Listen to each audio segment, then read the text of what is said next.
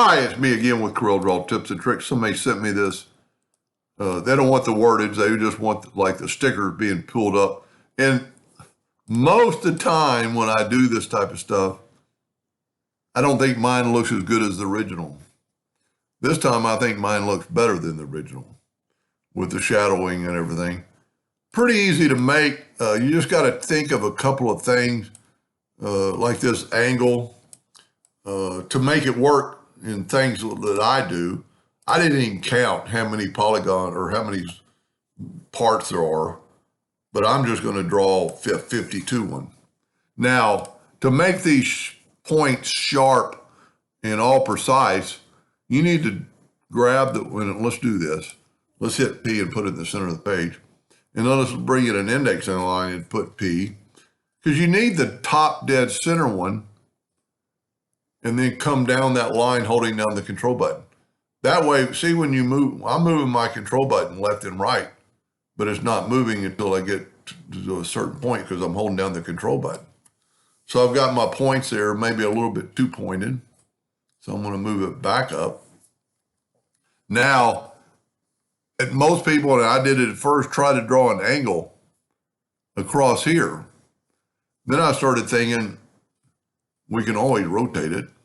So take a 2-point line, and this is where you can decide where you want your deal to be. And that's pretty even right there. I think I'm actually a little bit maybe smaller. So let's go to this one and get rid of this line. And let's take the Smart Fill tool, set on red,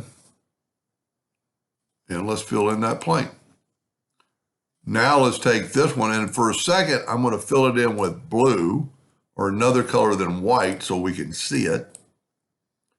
And then I'm going to basically hold down the control button and mirror it up. So that way, and I see it's even with everything I did, it's a little bit off, but that's easily fixed. We can just grab the blue, double click on the rotation and put it right there on that node, and then bring this one down. I want to make sure I get all the red, and I did. Now we can take and make that white.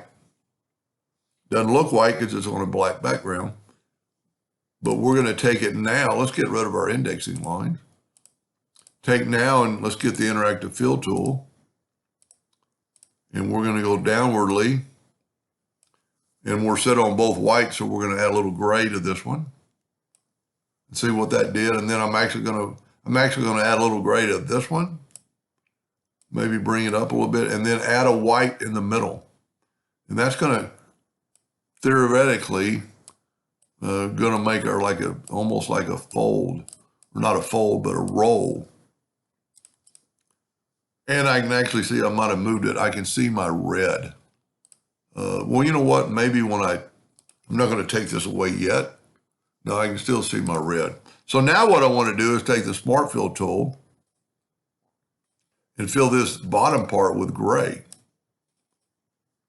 And now I can definitely see that. Now I'm going to take away the outline. Well, what I'm going to do is I'm going to move this out of the way and then take away my outline and then move this back. Now there's several trains of thought here. On the first one, I'm going to try to do it again. I just kind of did it like that, maybe a little bit more. And I'm by far no expert in this, but you can try different things. Then I'm going to go to Gaussian blur, and I'm going to blur it a little bit because it's basically a shadow.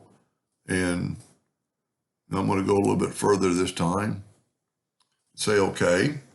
Now when we unclick it, I've still got to get rid of that red line. That bugs me. So I'm going to set my nudge factor on something really low, 0.01, and grab the gray and just nudge it down till it covers up that red. Now the main trick is to group it together, Control G. And see, you can see it's gotten bigger than the box, because if we go to wireframe, our Gaussian blur and everything is made up a box around there, just like here. So let's go back to view, and that's not going to print, I would not think. But now that we got it all, we're just going to rotate it, much like the person wanted.